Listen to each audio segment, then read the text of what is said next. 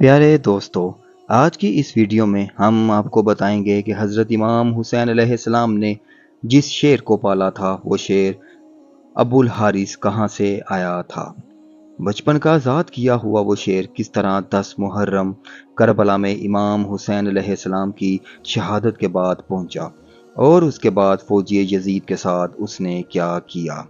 امام حسین علیہ السلام نے بچپن سے ایک شیر پال رکھا تھا جس کا نام ابو الحارث تھا۔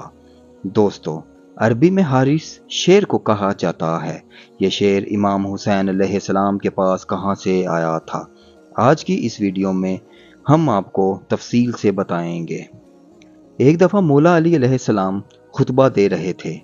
اسی دوران کچھ لوگ دوڑتے ہوئے آپ علیہ السلام کے پاس آئے۔ امام علی علیہ السلام نے پوچھا تو انہوں نے کہا، مولا، ایک شیر آپ کی طرف آ رہا ہے۔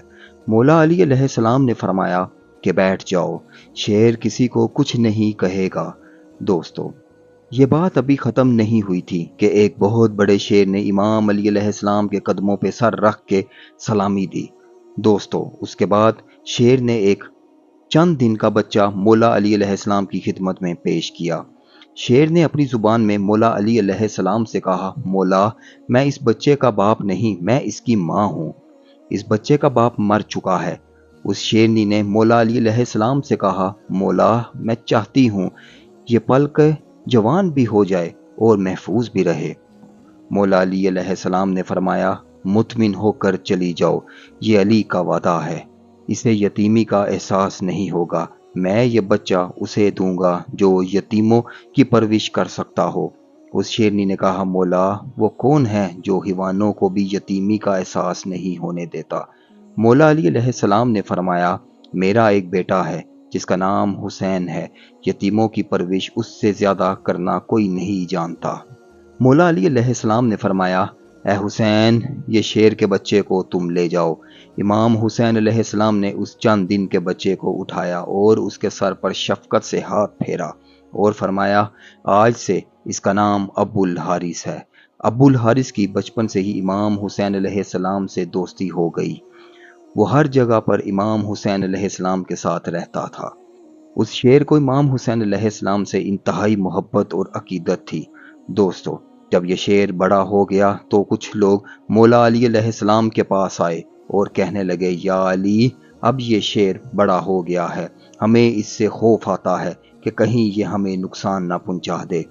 مولا علی علیہ السلام گھر تشریف لائے اور امام حسین علیہ السلام سے کہنے لگے، بیٹا، یہ میں نہیں کہہ رہا، عرب کے لوگ کہہ رہے ہیں، ابو الحارث اب جوان ہو چکا ہے، اب اس سے ہمیں خطرہ ہے، بیٹا ابو الحارث کو اب آزاد کر دو۔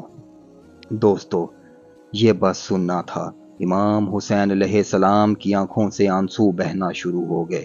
مولا علی علیہ السلام کو دیکھ کر مسکرائے اور اپنے بابا کے گلے لگ گئے اور مسکرا کر کہا، جی بابا جان، جیسا آپ کا حکم۔ لیکن اسی کے ساتھ ہی امام حسین علیہ السلام کے اتنے بڑے بڑے آنسو رخساروں پر آ گئے۔ امام حسین علیہ السلام نے فرمایا، بابا جان، آج کا دن نکال لیں، کل ابو الحارث آپ کو نظر نہیں آئے گا۔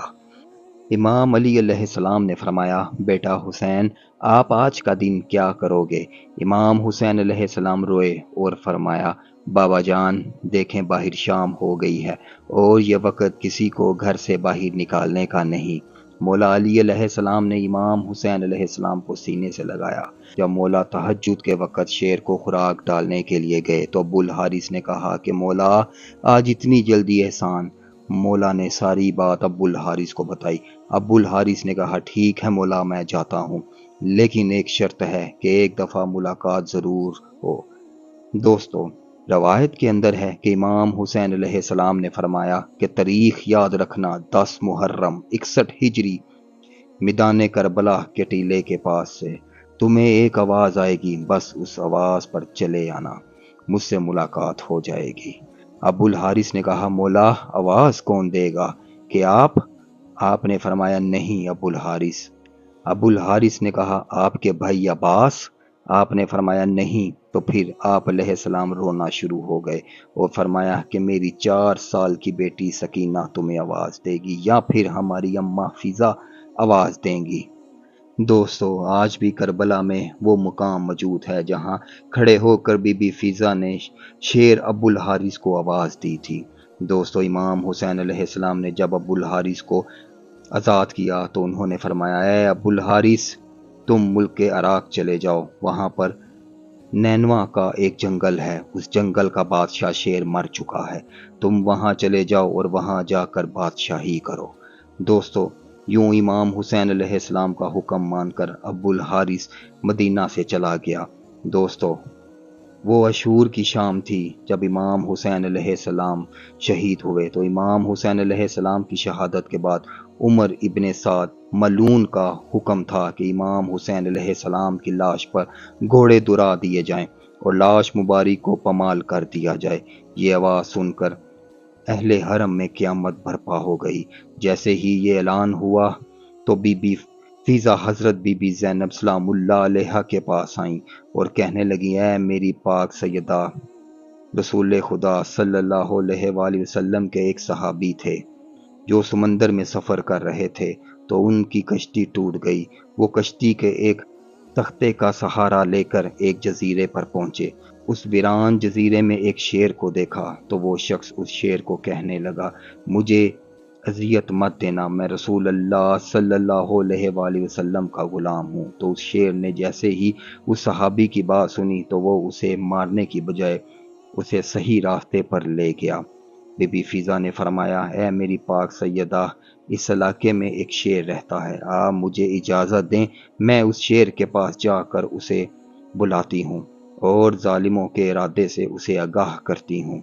جناب فیضا جنگل کی طرف گئیں اور انہوں نے ابو الحارث کہہ کر شیر کو صدا دی۔ جیسے ہی بی بی فیضا کی آواز بلند ہونے لگی تو شیر چند ہی دیر میں ان کے پاس پہنچا۔ بی بی فیضا نے فرمایا، اے ابو الحارث، کیا تجھے معلوم ہے ظالم امام حسین علیہ السلام کے جسم اطہر کو پامال کرنا چاہتے ہیں اور لاش کو پامال کرنے کے بعد گھوڑے کے ٹاپوں سے ان کی لاش کو ناقابل شناخت بنانا چاہتے ہیں۔ یہ سن کر وہ شیر ابو الحارث بی بی فیضا کے ساتھ آ گیا، زمین کربلا پہنچ کر امام حسین علیہ السلام کی لاش کے پاس بیٹھ گیا۔ دوستو مقتل کی کتابوں میں ہے کہ شیر ابو الحارث نے خون امام حسین علیہ السلام سے اپنی پیشانی رنگین کی اور روتا رہا۔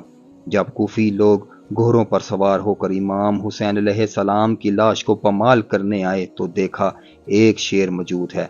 گھوڑے وہاں نہ ٹھہر سکے اور بے قابو ہو کر بھاگ نکلے۔ سواروں نے بھی پلٹ کر نہ دیکھا۔ جب اس واقعے کی خبر عمر ابن سعد کو ملی تو وہ ملعون کہنے لگا، اس کو کسی پر ظاہر نہ کرنا، یہ ایک فتنہ ہے۔ دوستو جناب فیضا سلام اللہ علیہ نے شیر کی آنے کی خبر بی بی زینب سلام اللہ علیہ کو سنائی اور اس طرح لاش پامال ہونے سے محفوظ رہی۔ دوستو کچھ لوگ نے روایت کی ہے بی بی فیضا سلام اللہ علیہ نے شیر ابو الحارث کو امام حسین علیہ السلام کا لاشا ڈھونڈنے کے لیے بلایا تھا، جو کہ یزیدی فوج نے لاش اقدس پر گھوڑے درا کر پامال کر دیا تھا، اور وہ گھوڑے اواجیہ کے نام سے مشہور تھے، جنہوں نے اپنے ٹاپوں سے نبی صلی اللہ علیہ وآلہ وسلم کے نواسے امام حسین علیہ السلام کا جسم رونٹ ڈالا تھا۔ سلام ہو نبی صلی اللہ علیہ وآلہ وسلم کے کنبے پر، سلام ہو رسول اللہ صلی اللہ علیہ وآلہ وسلم کے فرزند پر۔